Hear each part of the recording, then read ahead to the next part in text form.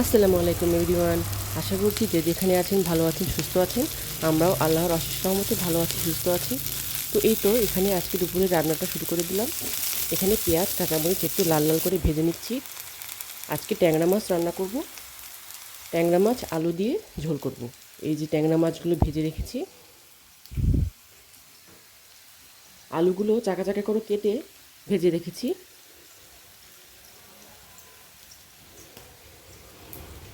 এই ট্যাংরা মাছের তরকারিটা আমার অনেক পছন্দের।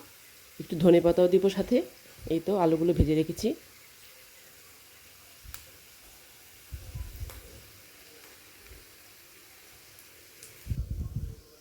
এখানে অনেকগুলো পেঁয়াজ একসাথে কেটে রেখেছি। পেঁয়াজ আগের রাতেই কেটে রাখলে কাজ করতে অনেক সুবিধা হয়, কারণ আমি পেঁয়াজ একদম করতে পারি না, একবারে অনেক বেশি। তো একটু কুটে রাখলে আমার কাজের অনেকটা সুবিধা হয়। এখানে কিছু বাটা মাছ দেখতে পাচ্ছেন। আজকে বাটা মাছও রান্না করব। মূলা দিয়ে বেগুন দিয়ে চচ্চড়ি করব। এই প্রথম বাটা মাছ দিয়ে আমি চচ্চড়ি রান্না করছি। এই তো মূলাগুলো ভাপিয়ে নিয়েছি।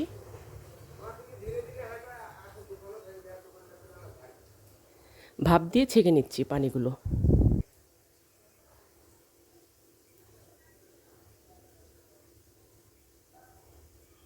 মূলার সাথে বেগুন দিয়ে চচ্চড়ি করলে খেতে অনেকটা সুস্বাদু হয়। এই তো বেগুনটাও কেটে নিয়েছি।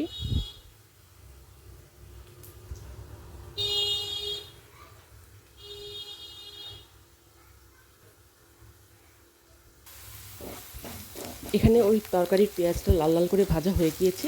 এখন এখানে সামান্য পানি দিয়ে মশলা কষিয়ে নিব। মাঝখানে আমি একটু জিরা ফোড়ন দিয়ে দিই, এতে তরকারির টেস্টটা ভালো আসে। সামান্য।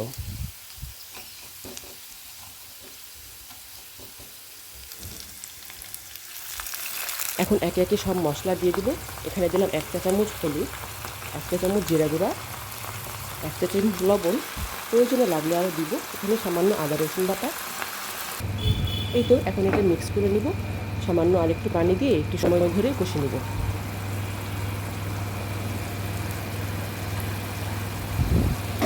কম আছে একটু সময় নিয়ে কষিয়ে রান্না করলে তরকারির স্বাদটা অনেকটা ভালো আসে।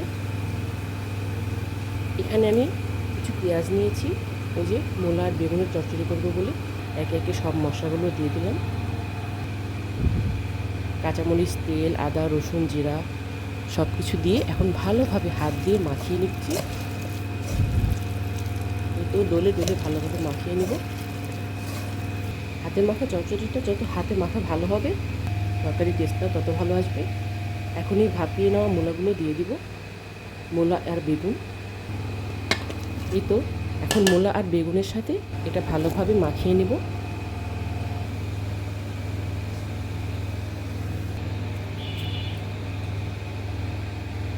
মাখানো হয়ে গিয়েছে, এবার মাছগুলো দিয়েও ভালোভাবে মাখিয়ে নিয়েছি। এবার পানি দিয়ে চুলায় বসিয়ে দিব। এই তো এখানে ট্যাংরা মাছের তরকারিটাও কষানো হয়ে গিয়েছে। এখন আলুগুলো দিয়ে দিলাম ভেজে রাখা। আলুগুলোর সাথে এবার মশলাটা কষিয়ে নিচ্ছি।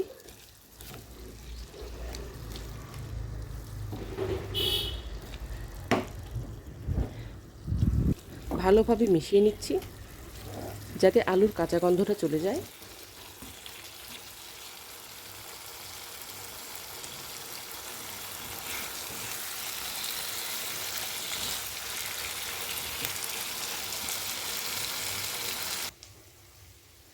এই তো মূলার তরকারিটা আমি চুলায় চড়িয়েও দিয়েছি।